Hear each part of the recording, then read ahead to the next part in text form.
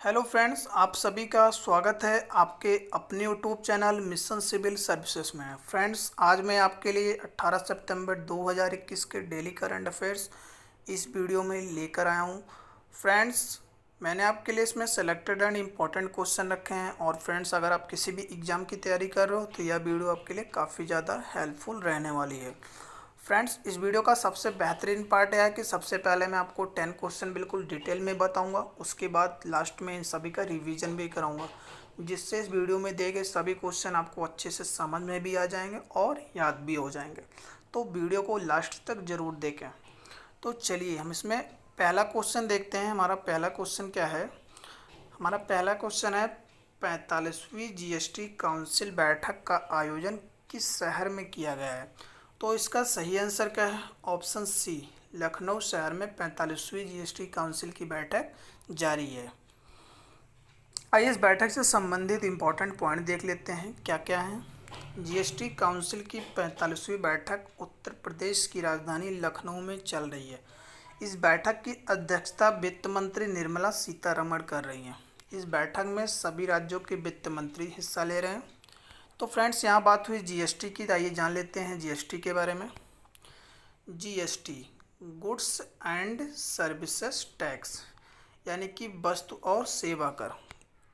GST एक अप्रत्यक्ष कर है, इनडायरेक्ट टैक्स, जिसे 1 जुलाई 2017 को जम्मू कश्मीर को छोड़ के भारत में लागू किया गया था। जीएसटी दरें, जीएसटी की 5 दरें हैं: 0%, 5%, 12% और 18% और 28%। जीएसटी लागू करने वाला विश्व का पहला देश कौन सा है? तो आंसर है फ्रांस। भारत में जीएसटी कब लागू हुआ था? 1 जुलाई 2017 को लागू हुआ था। जीएसटी परिषद का अध्यक्ष कौन होता है? तो आंसर है वित्त मंत्री होता है। जीएसटी बिल को पास करने वाला विश्व का, यहाँ विश्व का नहीं, भारत का पहला राज्य कौन सा था? असम था। संविधान के किस अनुच्छेद में जीएसटी काउंसिल को शामिल किया गया है? तो अनुच्छेद 279 ए। जीएसटी लागू करने का सुझाव सर्वप्रथम किस समिति ने दिया था? तो विजय केलकर समिति ने दिया था। संविधान संशोधन द्वारा जीएसटी को संविधान में जोड़ा गया है? तो 101वां संविधान संशोधन 2016 द्वारा जीएसटी को संविधान में जोड़ा गया है। चलिए फ्रेंड्स, अगला क्वेश्चन देखते हैं। हमारा अगला क्वेश्चन है विश्व रोगी सुरक्षा दिवस। विश्व रोगी सुरक्षा दिवस 2021 कब मनाया गया है? तो इसका सही आंसर क्या है? ऑप्शन सी, 17 सितंबर को विश्व रोगी सुरक्षा दिवस के रूप में मनाया गया है। आइए इस क्वेश्चन से रिलेटेड इंपॉर्टेंट पॉइंट देख लेते हैं। रोगी सुरक्षा के बारे में दुनिया भर में लोगों को जागरूक करने तथा रोगी सुरक्षा के बारे में समन्वय और कार्रवाई के साथ साथ वैश्विक समझ बढ़ाने के लिए 17 सितंबर को विश्व स्तर पर विश्व रोगी सुरक्षा दिवस मनाया जाता है। विश्व रोगी सुरक्षा दिवस 2021 की थीम क्या है? सुरक्षित मातृ और नवजात देखभाल, यानी कि safe maternal and newborn care. चलिए देखते हैं सितंबर महीने के टॉप 5 दिवस। राष्ट्रीय शिक्षक दिवस 5 सितंबर, विश्व नारियल दिवस 2 सितंबर, पोषण माह सितंबर में पोषण माह के रूप में मनाया जा रहा है। राष्ट्रीय शैक्षिक अनुसंधान और प्रशिक्षण परिषद, यानी कि NCERT ने 1 सितंबर 2021 को अपना कौन सा स्थापना दिवस मनाया है? 61वां स्थापना दिवस मनाया है। कौन सा? 61वां। अंतर्राष्ट्रीय चैरिटी दिवस 5 सितंबर को मनाया गया। चलिए अगला क्वेश्चन देखते हैं। हमारा अगला क्वेश्चन क्या है? पहले क्वाड देशों के समिट की मेजबानी कौन करेगा? तो इसका सही आंसर क्या है? अमेरिका के राष्ट्रपति जो बाइडेन करेंगे।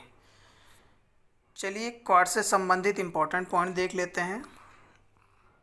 क्वाड जो है भारत, अमेरिका, ऑस्ट्रेलिया और जापान देशों का एक समूह है, जिसका उद्देश्य भारत प्रशांत क्षेत्र में लोकतांत्रिक देशों के हितों की रक्षा करना और वैश्विक चुनौतियों का समाधान करना है।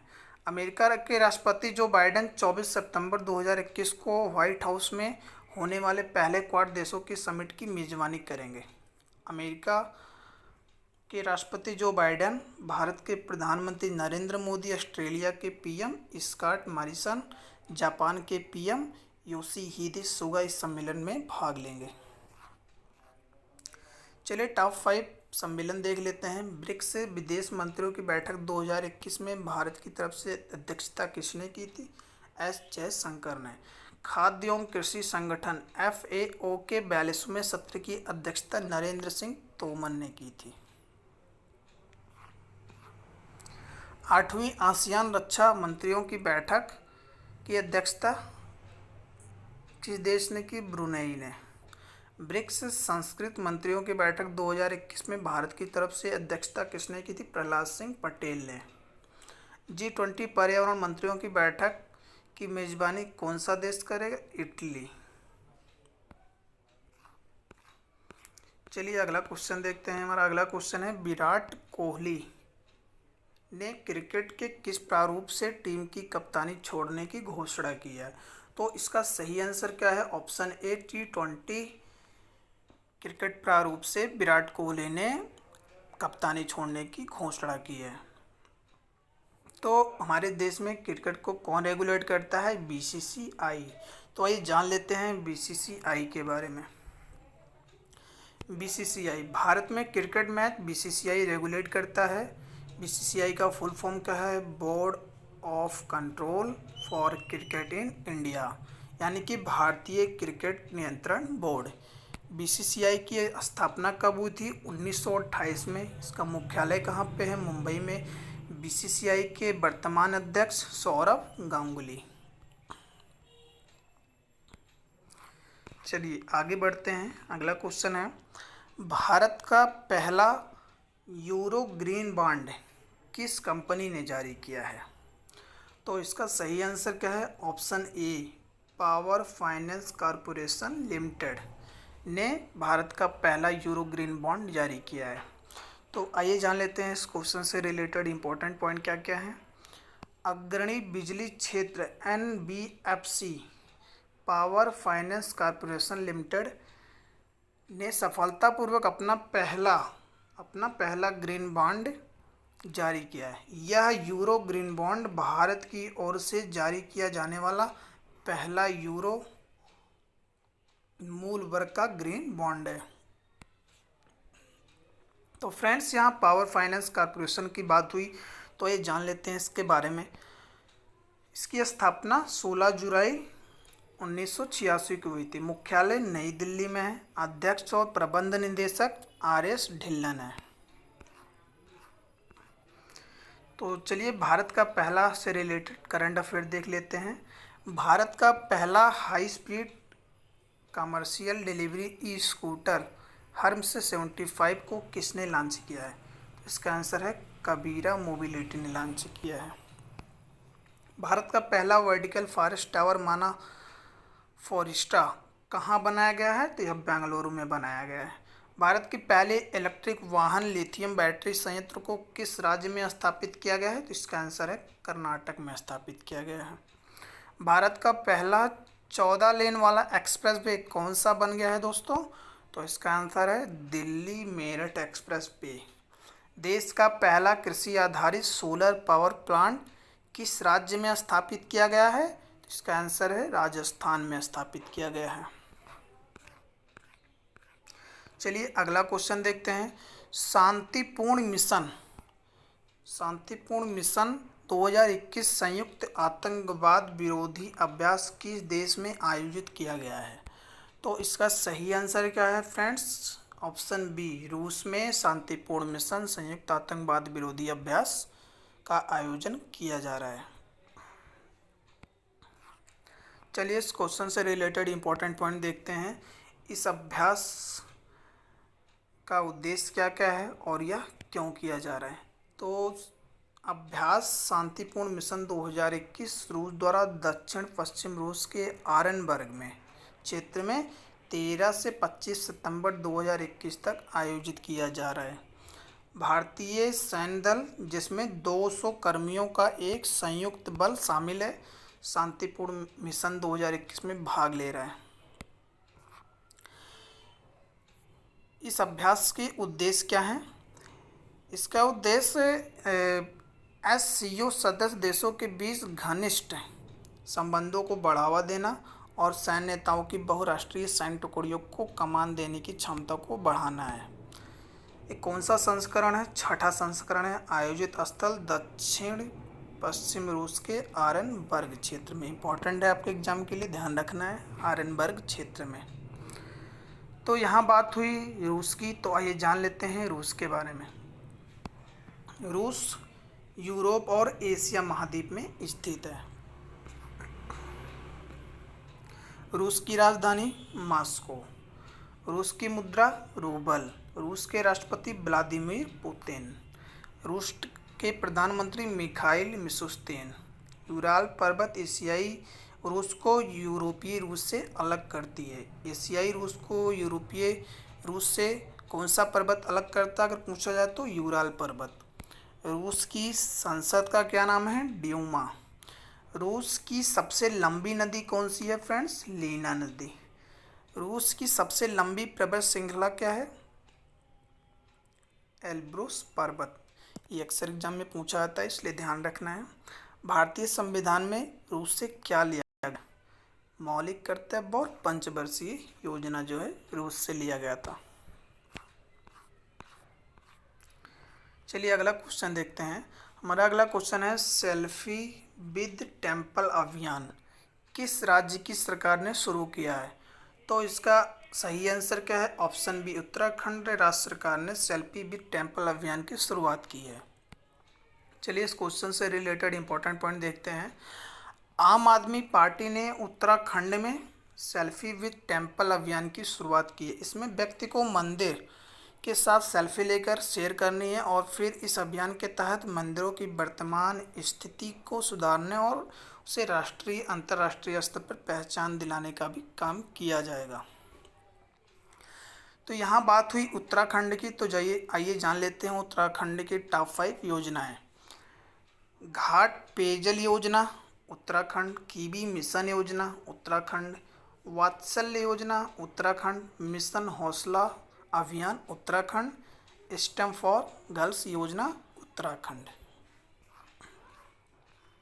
चलिए फ्रेंड्स अगला क्वेश्चन देखते हैं। हिंद प्रशांत के लिए किन देशों ने त्रिपक्षीय गठबंधन आकस बनाया है? तो इसका सही आंसर क्या है? ऑप्शन डी, ब्रिटेन, अमेरिका और ऑस्ट्रेलिया ने हिंद प्रशांत के लिए त्रिपक्षीय गठबंधन आकस बनाया है।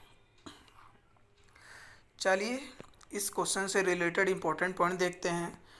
ब्रिटेन, अमेरिका और ऑस्ट्रेलिया ने हिंद प्रशांत महासागर में चीन के बढ़ते प्रभाव के बीच रणनीतिक रूप से महत्वपूर्ण इस क्षेत्र के लिए एक नए त्रिपक्षीय सुरक्षा गठबंधन आकस की घोषणा की है, ताकि वे अपने साझा हितों की रक्षा कर सके और परमाणु ऊर्जा से संचालित पनडुब्बियां हासिल करने में ऑस्ट्रेलिया की मदद करने समेत रक्षा क्षमताओं को बेहतर तरीके से साझा कर सकें। इस नई साझेदारी का मकसद मिलकर काम करना और हिंद प्रशांत की सुरक्षा में स्थिरता को संरक्षित रखना है। चलिए फ्रेंड्स अगला क्वेश्चन देखते हैं। हमारा अगला क्वेश्चन है गोपाल बनर्जी किस राज्य के नए महाधिवक्ता बने हैं? तो इसका सही आंसर क्या है? पश्चिम बंगाल के नए महाधिवक्ता गोपाल बनर्जी बने हैं।